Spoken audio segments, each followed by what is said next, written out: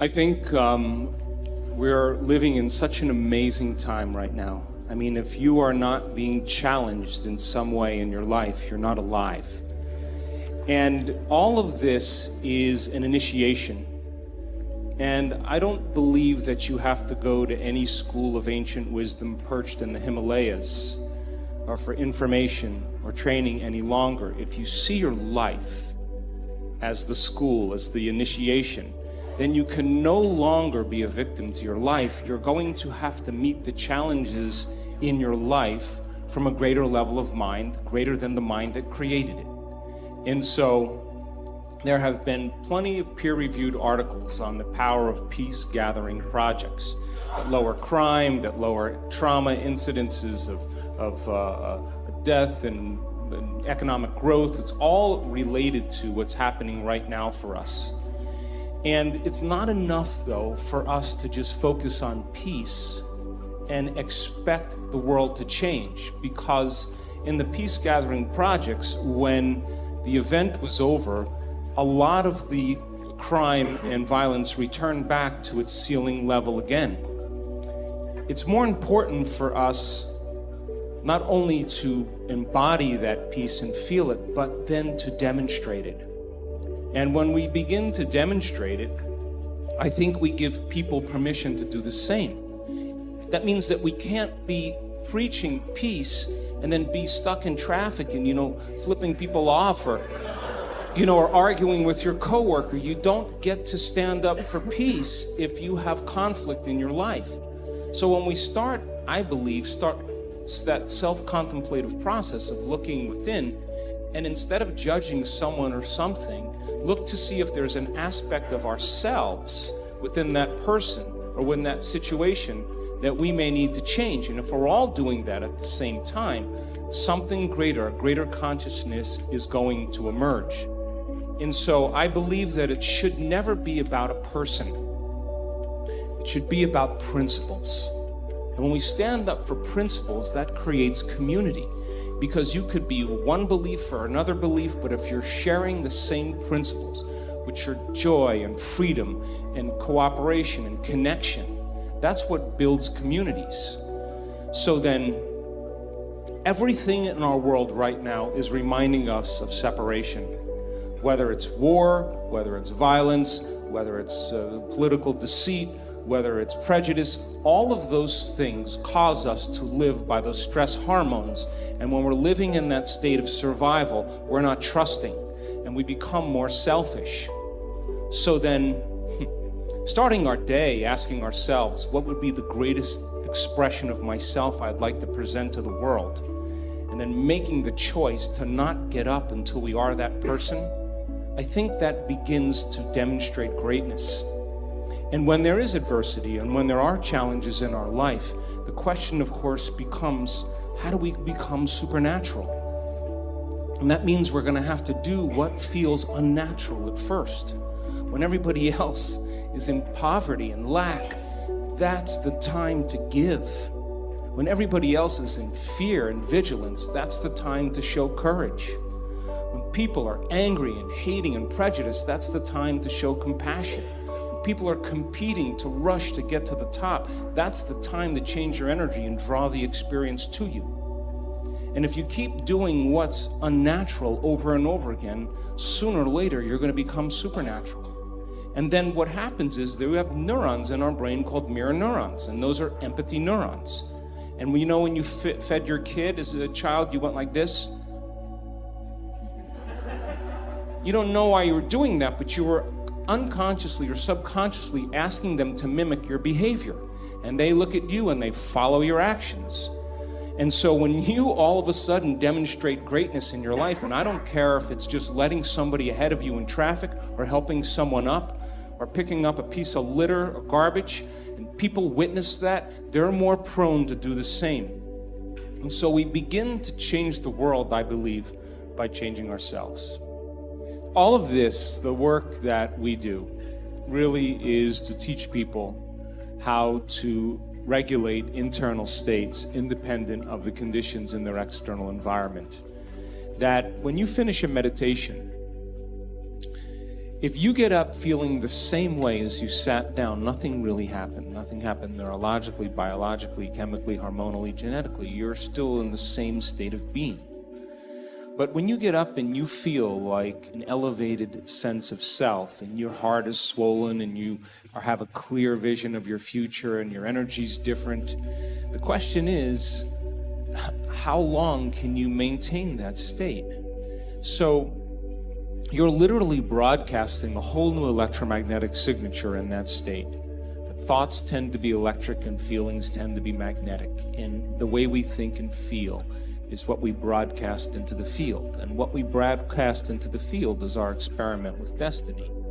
So then when you go within and you disconnect from your outer world and you sit your body down and it's no longer experiencing anything and you're not thinking about your schedule, your past, or your future, as I said today, you're being defined by thought, and you're making your inner world more real than your outer world.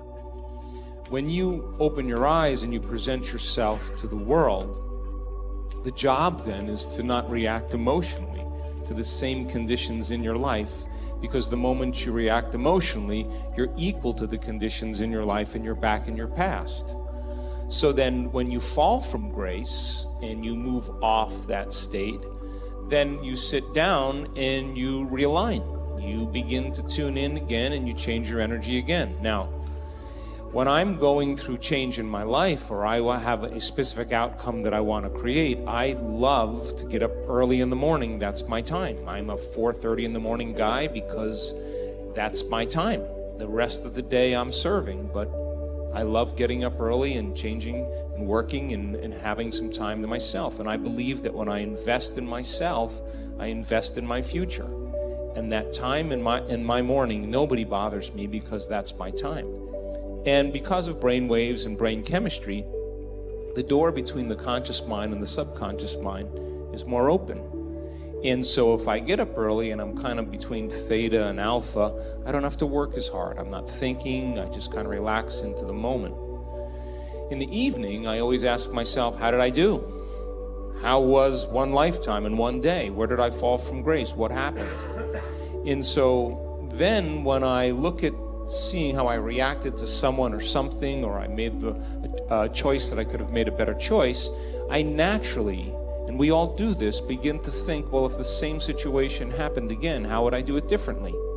And that's the act of beginning to come up with a new plan. The act of rehearsing it in your mind begins to install the circuits in your brain, priming your brain so that when the next experience happens, you could modify your behaviors to do a better job in life. That's called plasticity. So it doesn't matter for me what meditation I do any longer. I like to just get up in a new state of being. And so if you're doing the blessing of the energy centers in the morning, you're aligning your autonomic nervous system. You are literally, each energy center is tuning into a different frequency. They all have their own frequency, their own energy. And as you do this properly, and you're doing some of the more advanced blessing of the energy centers, you are actually drawing information from the field into your body. And if all disease is a lowering of frequency, when you begin to pull that energy into your body consciously, you're going to raise its frequency. So that's a great thing to do. If you're doing a meditation in the evening, of course, pick a meditation that changes your energy. But then, you know, the idea is not just to meditate so that you can keep meditating. Your job is to actually see what the effects you've produced in your life as a result of it. I mean, why else would we do this? So then, if you decide, okay, if I'm taking time out of my busy life to emulate the divine, a creator, then if I'm going to create something unlimited, I better feel unlimited. If I'm going to do something magnificent, I have to become magnificent. And if you keep doing that over and over again, it will begin to become more readily available to you. It'll get easier. So then, to not be seduced by the external environment and not fall from grace and be able to execute and maneuver in your life from a different energy and lead with your heart and begin to make different choices and not return back to those old states. That's why we do it. because we want that new energy to become constant in our lives. And so when we're in that energy all the time, that's when the synchronicities and the serendipities and all those wonderful coincidences begin to happen. And it's those coincidences that are feedback in our environment where the field begins to open doors for us. That's what we want to occur. Now, I have worked on things in my life, and I'm a sincere person when it comes to this. I've worked on things in my life for years. And I always thought it was about the event or the experience I wanted to create. But all along I was changing. And when I finally reached a point where I could care less if I could have the experience is the moment it happened. But all along, the divine, the loving intelligence, this mother-father principle, of course, it's observing us into life. We are vitalistic, energetic beings that when we begin to unify all these principles that we're talking about, you can't get this in one sitting. You can't. You have to keep understanding it, keep reviewing it, keep redoing it, keep experiencing it. And the new experience then causes you to dream in a way you would have never dreamt before unless you had that experience. And that's how God gets to know itself. So then, I don't care what meditation you do, I just like the fact that you're connecting. And the more you connect and the more whole you feel, the more natural it becomes. And then, of course, the next experience then causes you to dream in another way. And what I know from my own experience and many students, it's not about material things. It's about those mystical moments, those transcendental moments, those moments where your jaw drops and you are in awe of life. Those moments that take our breath away, that cause us. And this has happened to me so many times. Every time I have one of those experiences, I think to myself, I got this all wrong. I've got this all wrong. Joe Dispenza, some veil has been lifted, and now I'm seeing more clearly about the way things really are. That's why we're doing this, to uncover the mystery of the self. So don't overdo it.